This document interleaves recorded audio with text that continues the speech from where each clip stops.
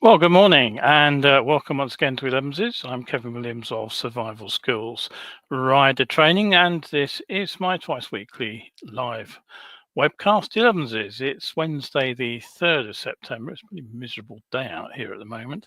What have we got for you today then? Quite a lot, actually. A dispute over a previously stolen motorcycle. Is what is alleged to have led to a fatal shooting in London in 2023. A bike stolen from a Travelodge wasn't secured because the owner was about to go riding again, and that could make difficulties for him when he comes to claim on his insurance. Camden has introduced residence parking charges for powered two-wheelers. An Indian overlander's trip around the world has been halted by his bike being stolen in Nottingham. Russia has expelled Polish bikers over what they described as an unauthorized visit to a World War II massacre site. Production of Royal Enfield's 450s has apparently suffered from a rare earth metal shortage, but has recovered. Overall sales, though, for Royal Enfield are up strongly. And Norton, some interesting news here. They have already ended production of the V4 and Commando models that they have been making in Solihull. We'll have a quick look at a bargain siphon pump from Oxford, and we'll finish off with an autonomous bike with voice control. I've nearly said vice control, voice control, built by Indian students, and ask just why. And then finally, in depth today, we'll head back to the system that we've been talking about over the last few weeks, and we'll look at the role of outputs in that system. Right place, right time, right speed. So grab yourself a biscuit, settle yourself down for the next few minutes, and we'll take you through all those stories. Right, now, let's start first of all, though.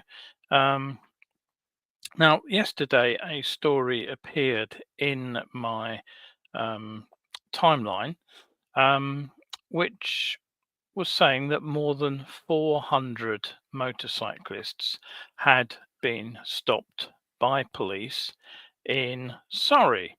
Let's just get the graphic up. I've got the graphic here, hopefully ready to go today. Hopefully all the gremlins have been worked out of the system. So here's the BBC News.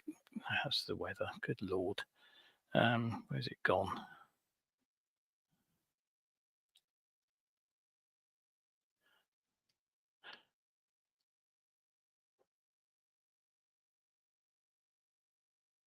I don't understand that. Why has it not appeared? It should be in the order of the...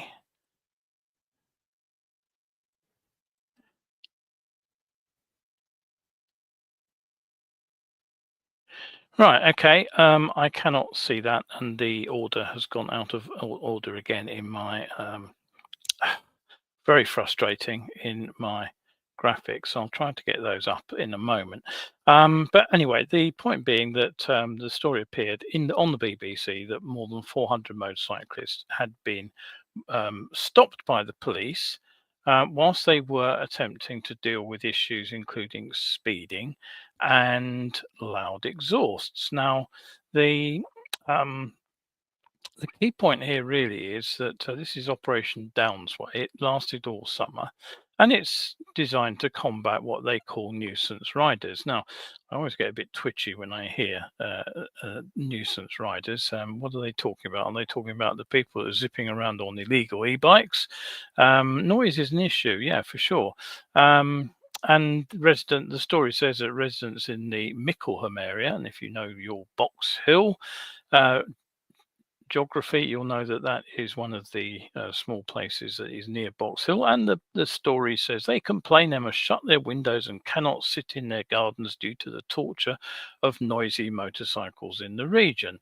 Well, you know, I kind of I have every sympathy with people who live where motorcycles are an issue, but I often think that these stories are very much overplayed.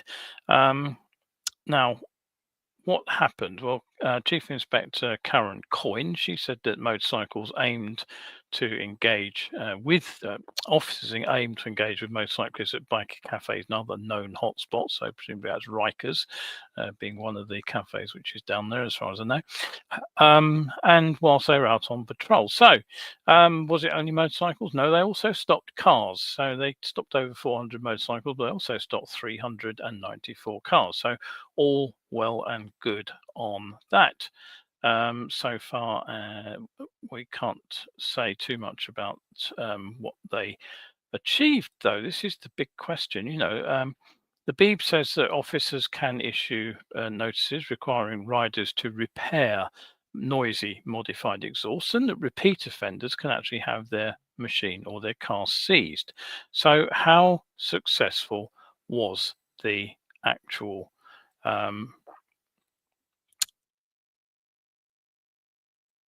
operation? Well, frankly, we don't know. Can residents now sit in their gardens having a conversation without being interrupted? Well, we don't know, because the police did their bit by keeping quiet on that, even if the bike don't. The only outcome that was reported by Chief Inspector Coyne was that, quote, in one instance, a driver, I guess it was actually the rider of a bike because the bike was actually duly seized, was stopped for having a noisy exhaust and was later found to have no insurance or learner plates. Now, that's one incident out of the 400. How many others got tickets? How much did the police manage to clamp down on this noisy bikes issue? Right. Okay, so on with the weather.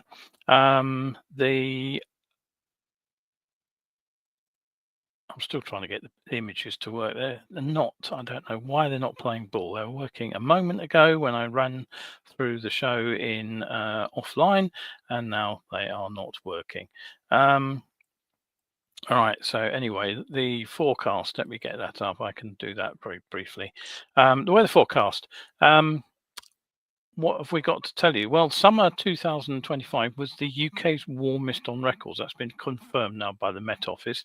Now, the mean average temperature through June, July, and August was provisionally set at 16.10 degrees Celsius, and that beats the previous seasonal high of 15.76 degrees Celsius. Now, that may not seem a huge amount, but actually, in climatology terms, that is a big, big rise. The previous record was set in 2018, incidentally. Now, before anybody says, well, it was warmer than that, surely, this is an average of day and night temperatures, and it is averaged across the entire country.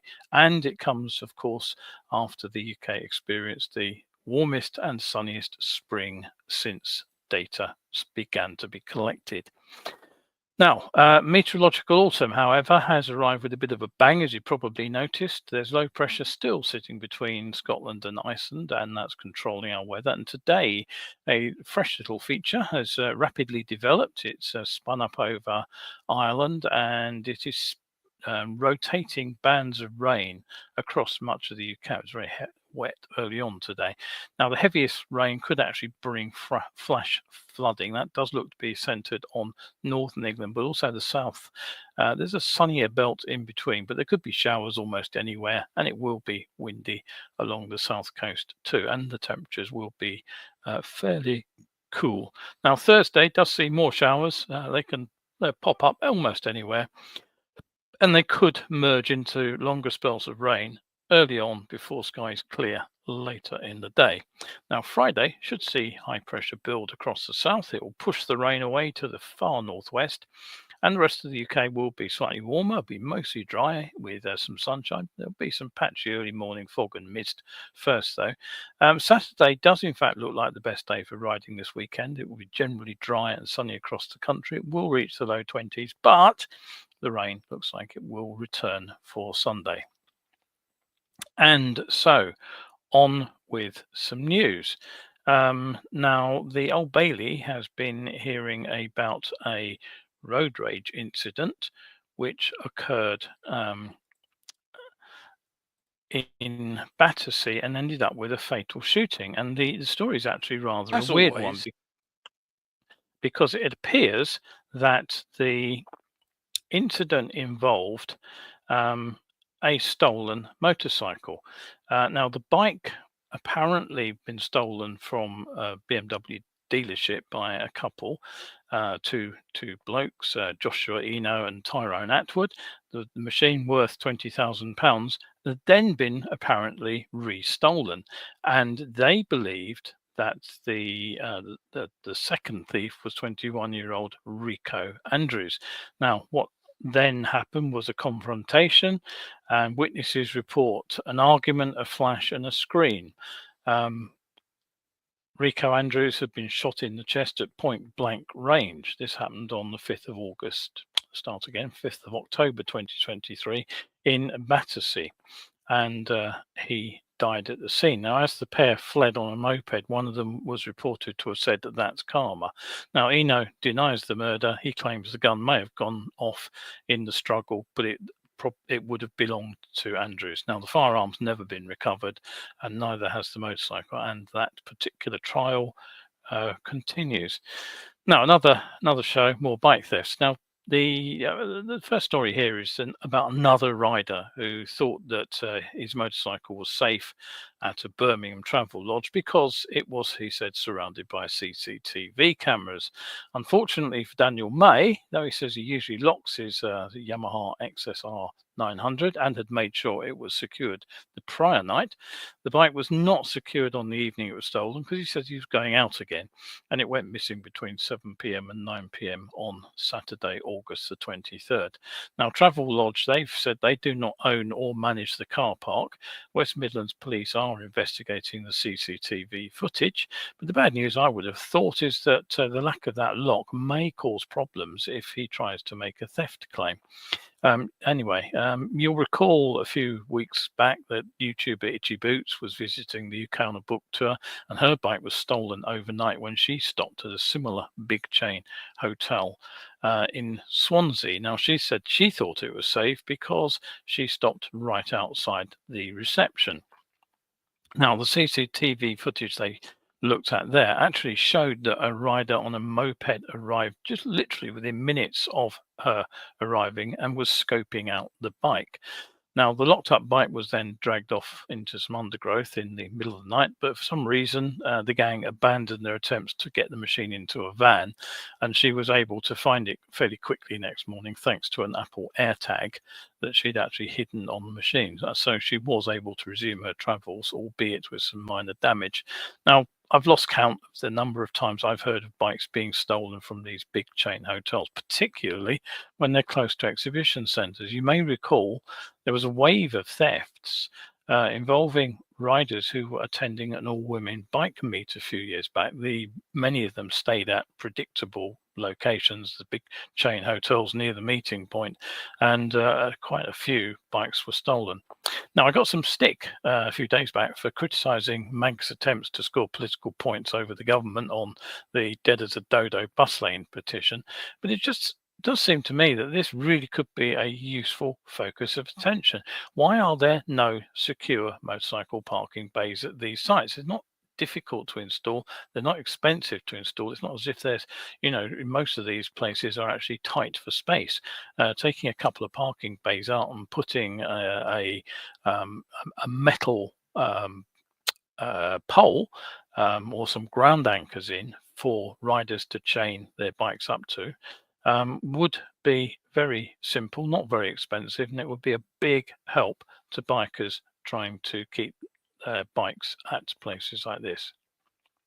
Mind you, if the local councils have their way, there will soon be no parked motorbikes to steal.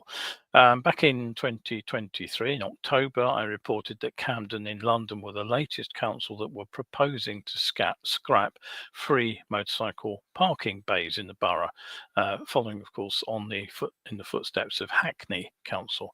Now, the latest news is that Camden have new plans, and they will start charging residents with two-wheelers the same as cars for parking permits, and that looks to be around £600 a year, and the fees are due to come in at some point this autumn. Now, worse, there is a new rule. If you own a car and a motorcycle, you can only have one permit. So those bikers with one or the other, or both, will have to choose between one or the other. And if you live in a car-free development, which are increasingly the way things are going, you'll be forced to pay nearly £1,000 a year to park your bike. And rather oddly, since the council say that the charges are being based on emissions, charges for electric motorcycles are also being introduced, ranging from £75 to £500 a year. Now, a town hall spokesman said, in line with other London councils like Westminster, which brought in similar measures years ago, we are introducing permits and parking charges for motorcycles. We recognise motorcycles' lower impact compared with larger vehicles, which is why these bays will cost less than standard bays. That's presumably parking in parking bays, all the while ensuring all vehicle owners in Camden contribute fairly. The measures are based on emissions, and so this is part of our wider work to reduce carbon impacts of transport in the borough. Well, you know, I think we all recognise that councils are under immense pressure to provide vital services, which of course includes fixing the crumbling roads that we would like mended. But arguing this is all to benefit emissions seems, a smokescreen, if I can use that term, when electric motorcycles are also being hit with the charges. I think, frankly, it's just sharing the hurt around, but it does seem once again that motorcycles are being unfairly targeted here. And I would say this is another issue that MAG could get stuck into. Right, as always at this moment, can I ask you to share a moment to press the like and subscribe buttons if you've not already done so. Every click helps other motorcyclists discover my content. And if you don't enjoy the content, then you can unsubscribe at any time. Right, okay, so on with the news. Now, this is another story about a stolen motorcycle. And again, I'm going to see if I can get the picture up the sort of manual way. Let me just get that on screen.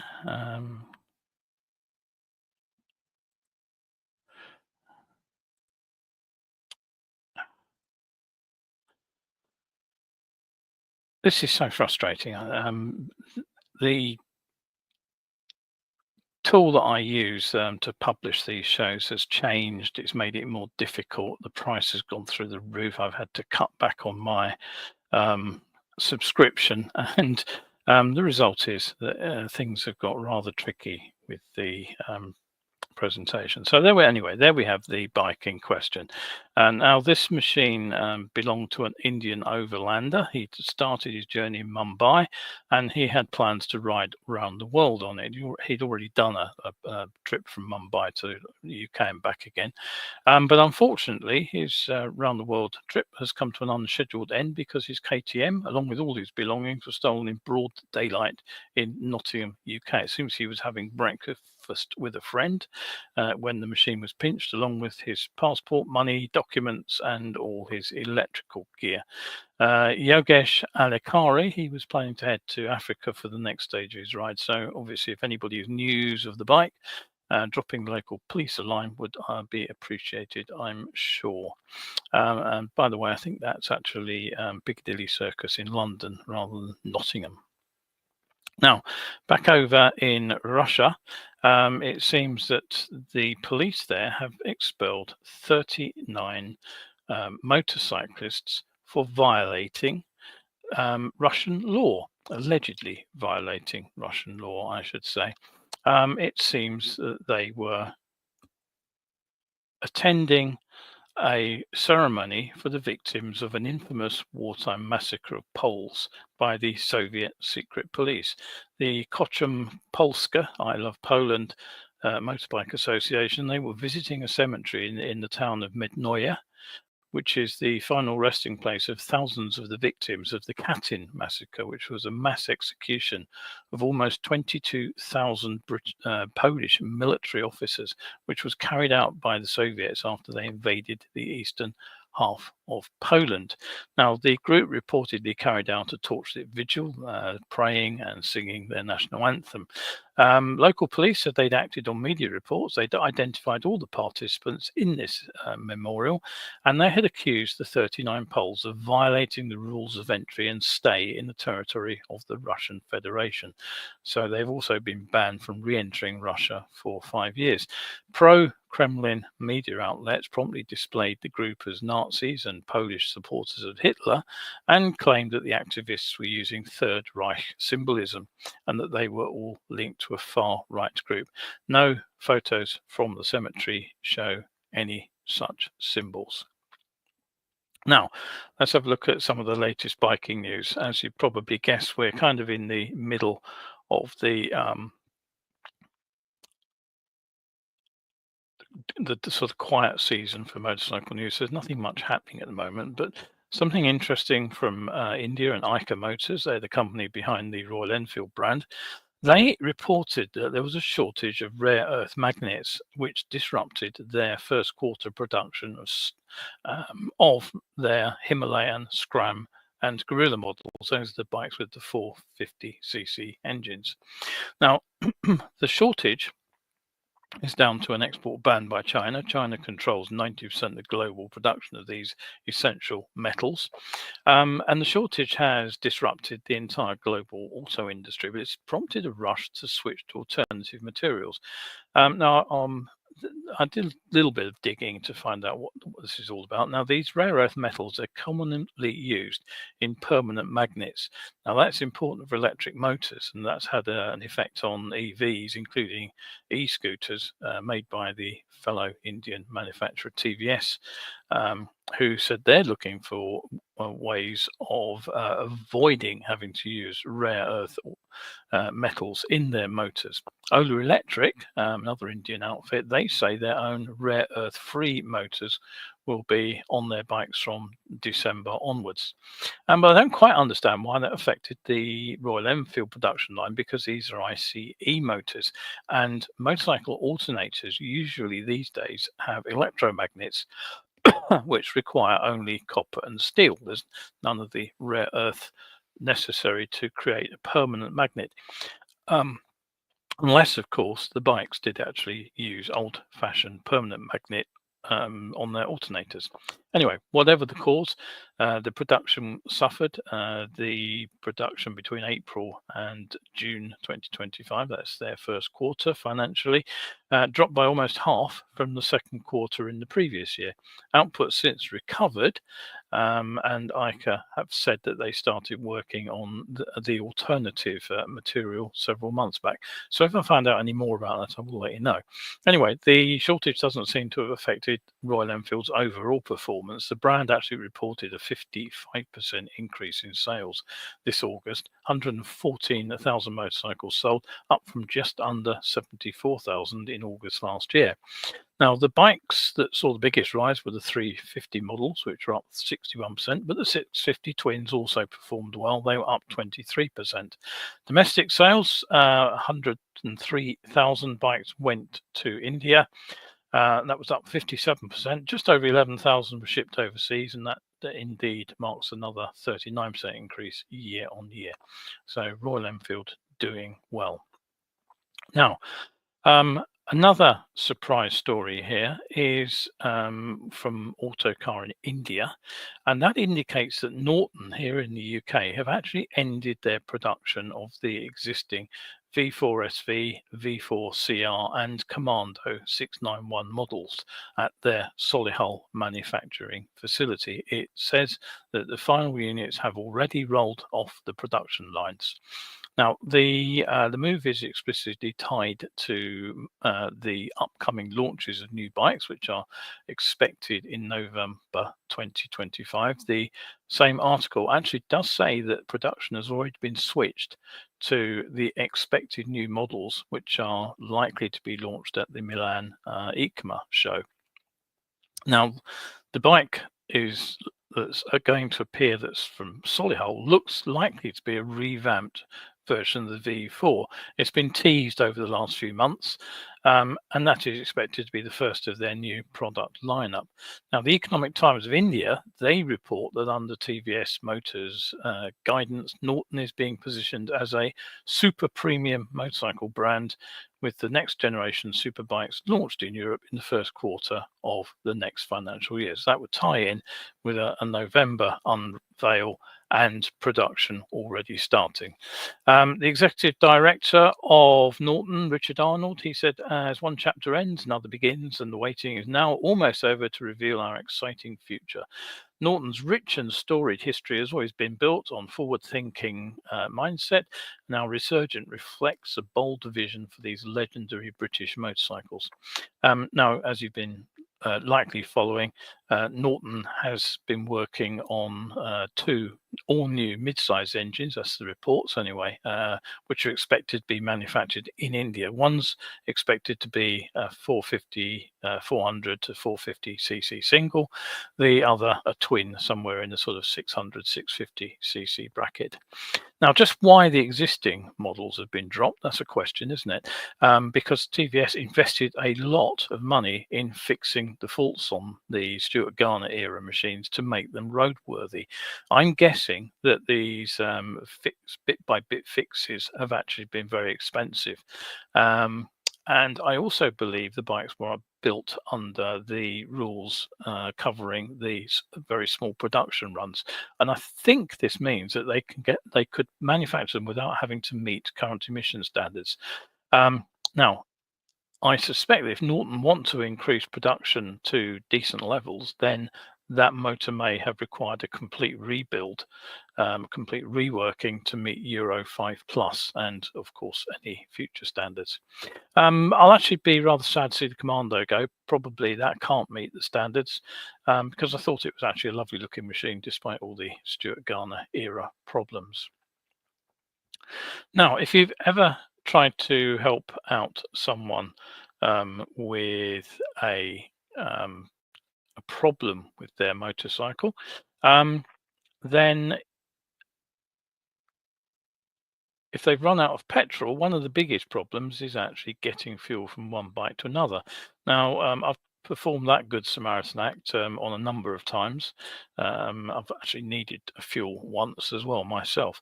But a particular memory was rescuing a monoglot European from the hard shoulder of the M20. He didn't speak a word of English, and he'd somehow ridden from the tunnel with a near empty tank, failed to fill up. I think there's a filling station at the exit from the tunnel, failed to fill up there, and then just got onto the motorway and he'd run out on the hard shoulder. So I stopped, got some petrol into his tank, and then escorted him up to the services near Maidstone.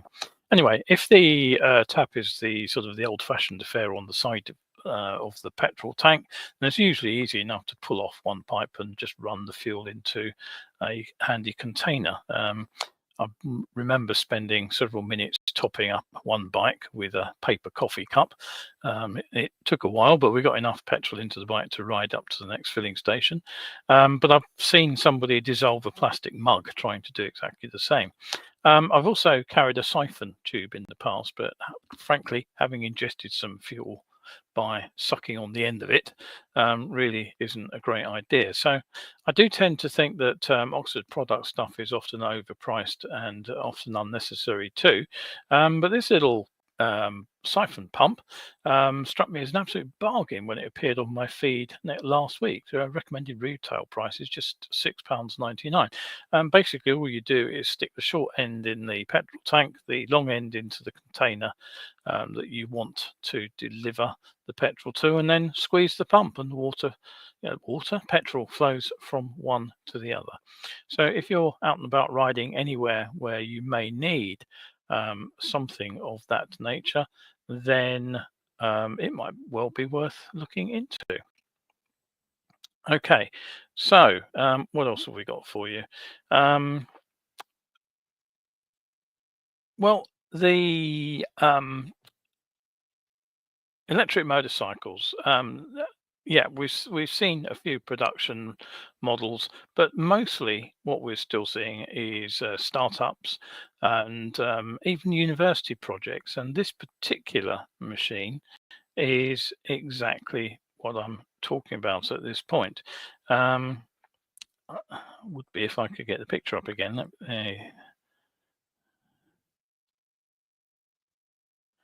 Right, hopefully there it is. Hopefully you'll be able to see it now. That is the Garuda, apparently, and this particular machine has been developed by a group of mechanical engineering students from India, led by one Shivam Maura, and they claim it's the country's first autonomous motorcycle. Now, it's created from 50% scrap parts, cost under £2,000 to build, yet it's described as an IA-enabled electric superbike prototype. Now, the machine itself, it uses a Raspberry Pi compact computer.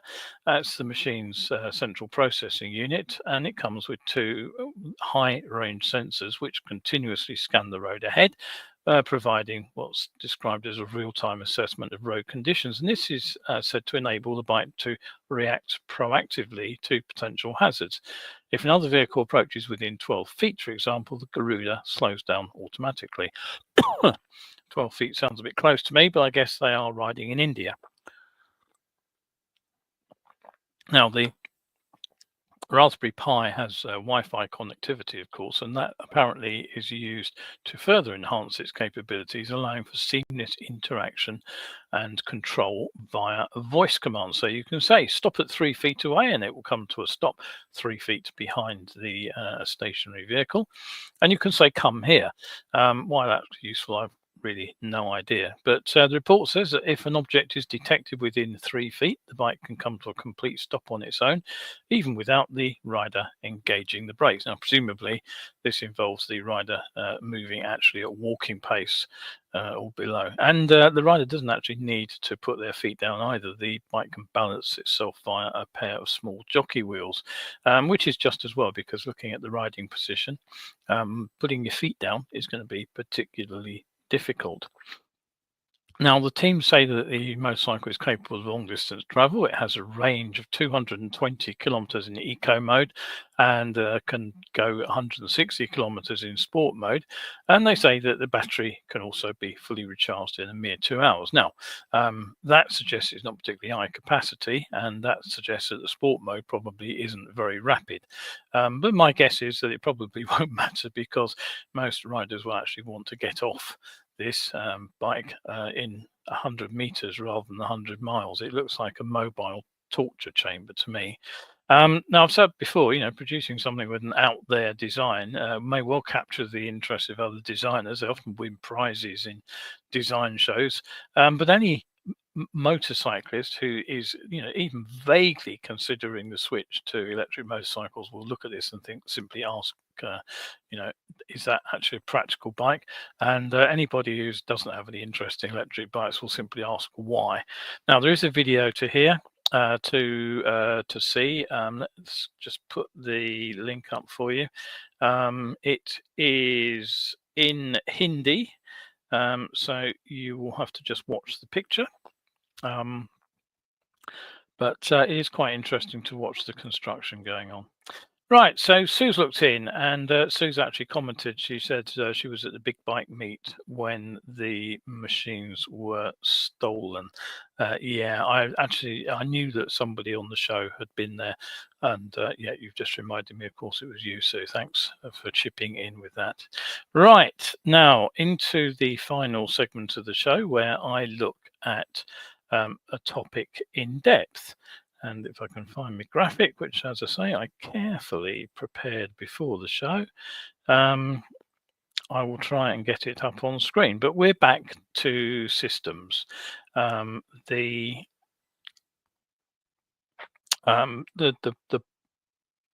what I've been talking about was why systems are important for motorcycling, because they make our riding systematic, and rather than sort of riding haphazardly from place to place, we actually do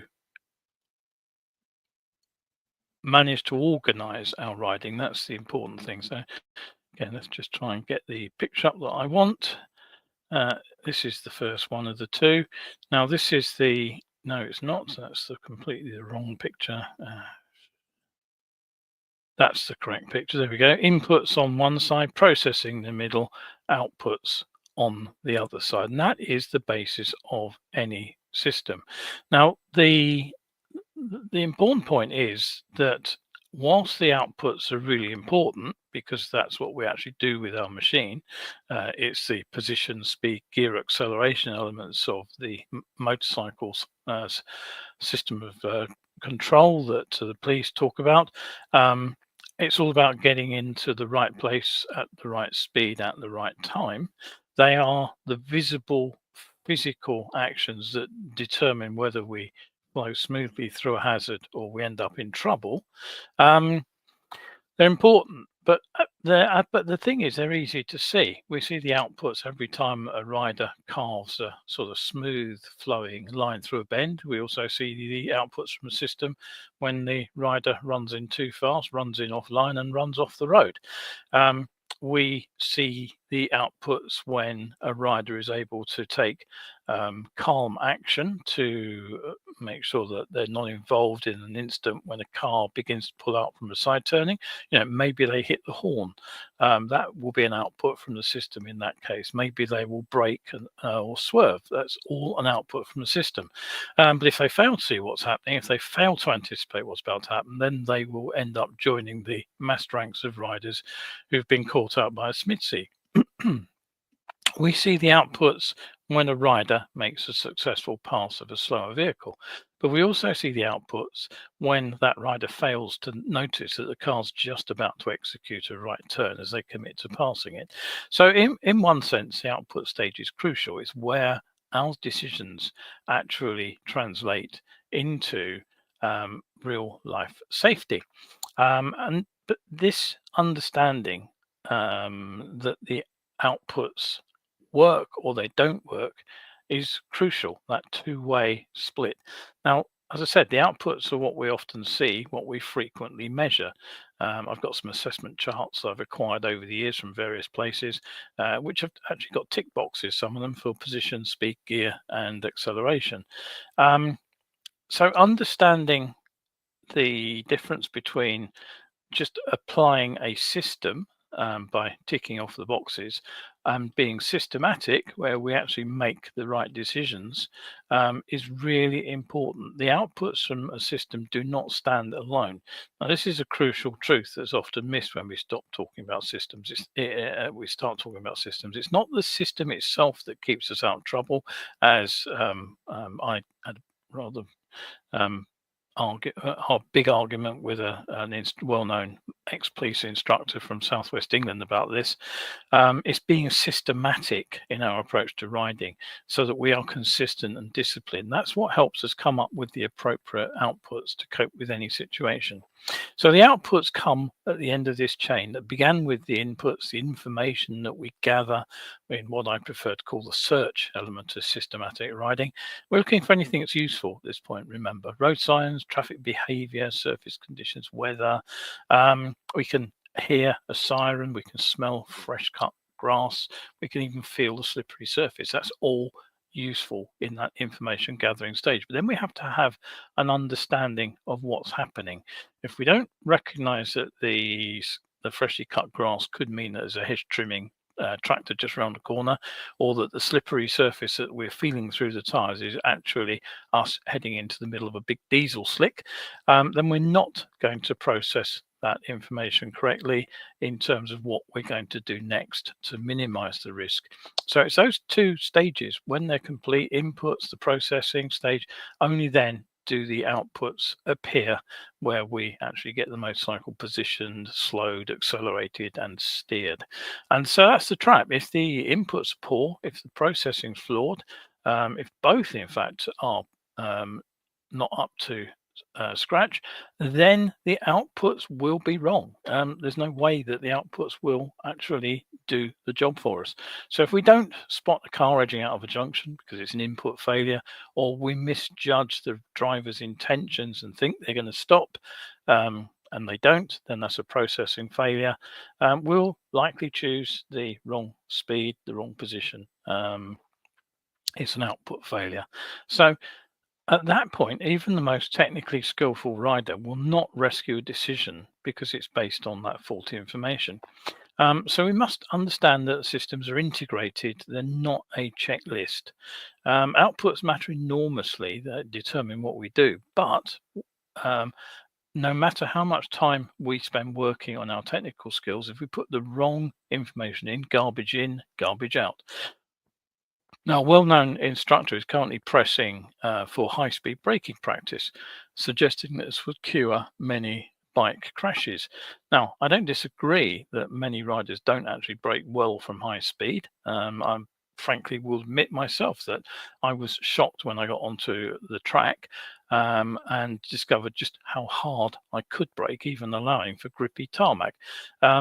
But the thing is, whilst that technical skill, being able to stand the bike on its front wheel to stop in the shortest possible distance is, definitely valuable.